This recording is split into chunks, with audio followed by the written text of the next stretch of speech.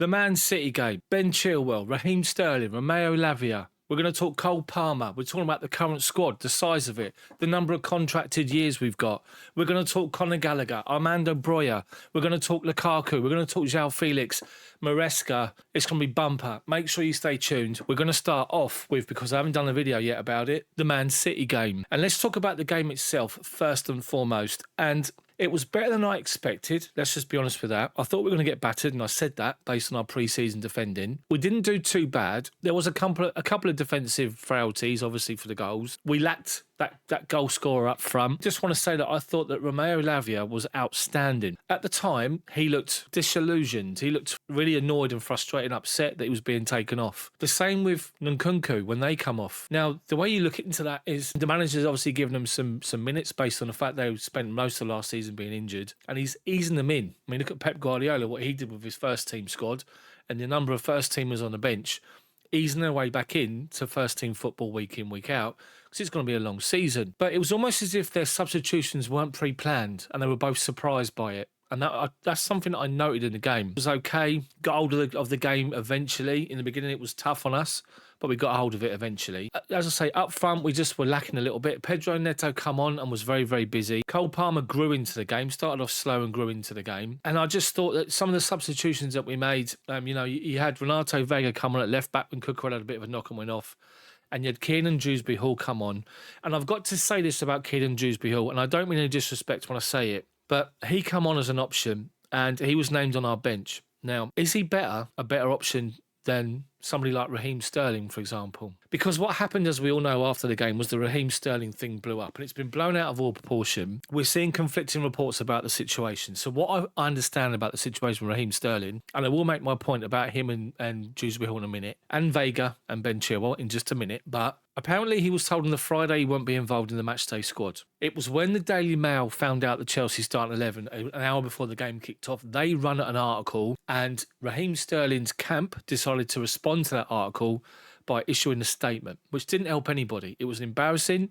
It just made a bit of a mockery of the situation and made everyone question what the mentality is in the squad right now. Now, for Sterling himself, he's been playing in pre-season. The manager said after the game that he's in his plans and he wants him. But I'm reading again tonight that the squad for the Servette game on Thursday, fine, the Europa Conference League qualifying we have to go through, he's not involved in that either. But Reece James is back, apparently, after suspension and injury. He's back into the squad. But again, Raheem Sterling is not involved. Now, is that the manager's decision or is that the owners and the football, like the board's decision in response to what he did, Sterling? But this is the point I'm trying to make. You're playing Man City in the first game of the season. You want to start off quite well. And to me, it doesn't matter what the issues are. You want to put your best squad there, your best starting 11 and the best options to come on and change the game and be strong. And I just thought that nothing against them, but Renato Vega's got a lot to learn, no Premier League experience. Kiernan Dewsbury-Hall's played Premier League for a little part with Leicester when they went down. Played Championship last season, got into the team of the season tonight, which is fair play to him. But surely you look at that and think, I can put my issues to one side and I can pick Ben Chilwell over Vega. Chilwell with his wealth of experience in the Premier League, the trophies he's won at Chelsea, and Raheem Sterling, the trophies he's won away from Chelsea. And you just think their experience would be an absolute godsend on this squad, even if they sat on the bench coming into this particular game against Man City, to bring them as an option on. But didn't happen, and it baffled me. It absolutely baffled me. So as I say, we move forward on to the next game in the Premier League, and hopefully by then a few players have left, which I'm going to get into in just a little bit with this particular video. And the squad's beginning to take shape because we can't continue with over 40 players. We've all saw Jamie Carragher talk on Monday Night Football last night. Chelsea must stop buying players. If you're a player, why would you want to sign for them? The project's going nowhere. Sign for a proper club instead.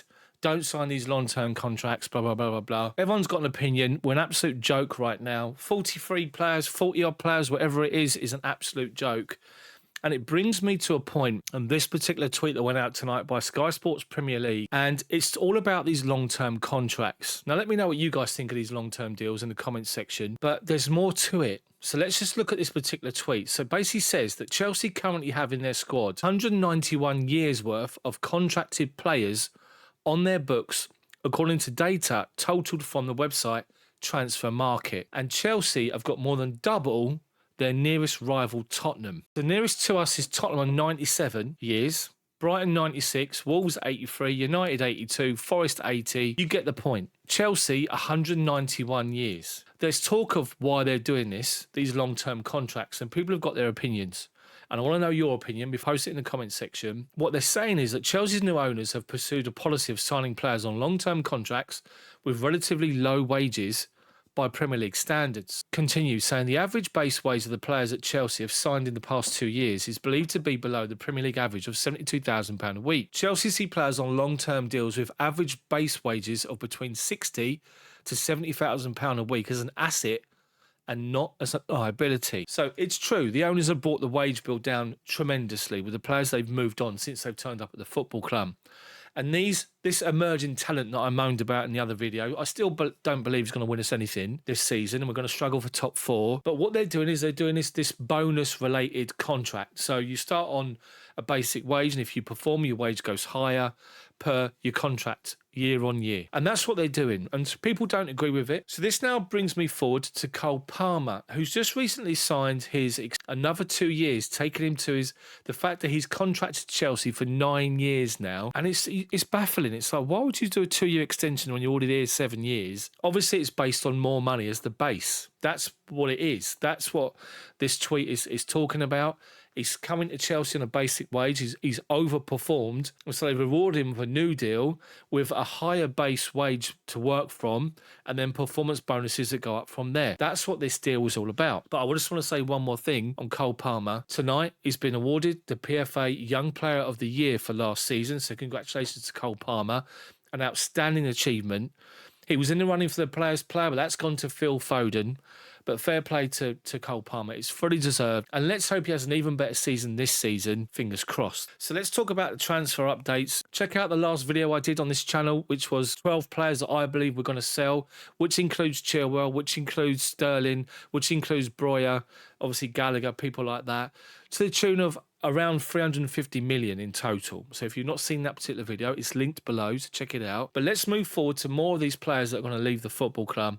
And let's start with confirmation tonight that Conor Gallagher has finally arrived in Madrid, or he's gone back to Madrid, we should say, to seal his £40 million move to Atletico Madrid. What a palaver that was, to go out there, have a medical, get it all sort of ready to be sealed, have to come home and sit in the development squad training for a week and then have to go back out there. It's just embarrassing. But Conor Gallagher should never be sold because he should be given a chance to adapt to what the manager wants. He was never given that chance because probably he was told by the owners, you got to sell him. So Gallagher goes. Another one who's going to actually leave the football club, confirmed on this tweet by Fabrizio Romano, is Armando Broja.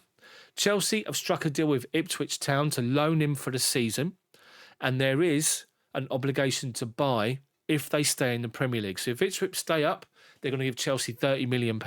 If they don't, he comes back to Chelsea, and we can then look to move him on them. I think this is a great move for Armando Broja. I think it's going to be great for Ipswich. He'll lead the line. He's already got Premier League experience. He'll score them vital goals.